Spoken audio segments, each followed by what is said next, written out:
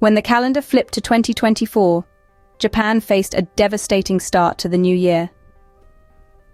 As the first day of the year dawned, a massive force of nature struck western Japan. A magnitude 7.5 earthquake rattled the region, triggering tsunami warnings and causing a ripple effect of devastation.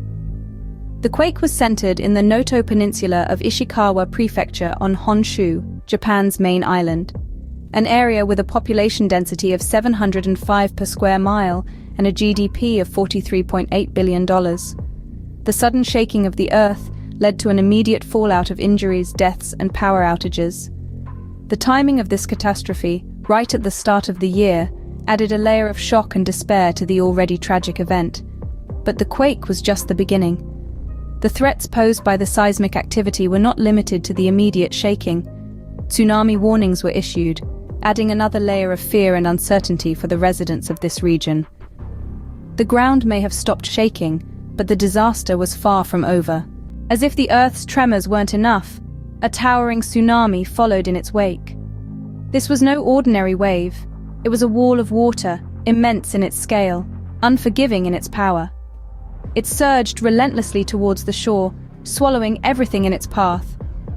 Buildings, vehicles, trees, nothing could withstand the raw force of this tsunami. Soon after the earthquake, tsunami warnings had blared across the region. They echoed in every corner of western Japan, especially in the Noto Peninsula of Ishikawa Prefecture on Honshu, the country's main island. Despite the warnings, the speed and intensity of the tsunami took everyone by surprise. It was a stark reminder of nature's unpredictable fury. The tsunami's destructive path left a trail of devastation. The impact was immediate and widespread. Power outages, casualties, and a landscape drastically altered. Areas heavily populated were the most affected, their infrastructures unable to withstand the tsunami's force. In the face of such a double disaster, the people of Japan, and indeed the world, held their breath. In the midst of chaos, the response was swift and organized.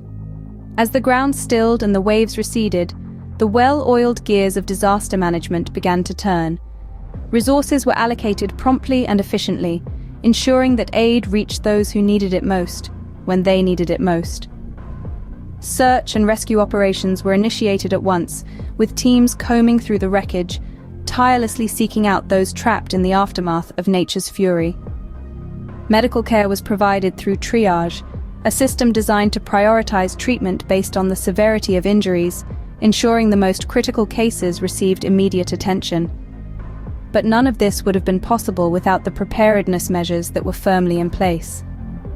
Vaccinations, evacuation plans, and communication systems, these were the pillars that supported the immediate response. These measures, put in place long before the disaster, ensured that when the earthquake struck, the response was not born of panic, but of preparation. The immediate response phase was just the beginning of a long journey towards recovery. But it is in these moments of crisis, when we see the strength of a society's resilience and the power of human spirit in the face of adversity. While the dust settles, the true scale of the disaster begins to emerge. The earthquake and tsunami have left a deep imprint on western Japan. Lives have been lost, people injured, homes and infrastructure damaged, and power outages have become a common sight. The physical wounds might heal, but the mental scars will take time. The recovery and rehabilitation efforts are in full swing. Search and rescue operations have given way to the rebuilding of lives and properties. Medical care continues, with a focus on mental health support. The trauma of surviving a disaster of this magnitude is often understated, but it is just as real and critical as the physical injuries. Yet, the Earth has not stopped shaking. Aftershocks, those smaller quakes following the main shock, are expected. They serve as a stark reminder of the seismic activity that's still ongoing beneath the surface. It's a nerve-wracking time for the survivors, adding another layer of anxiety to an already tense situation.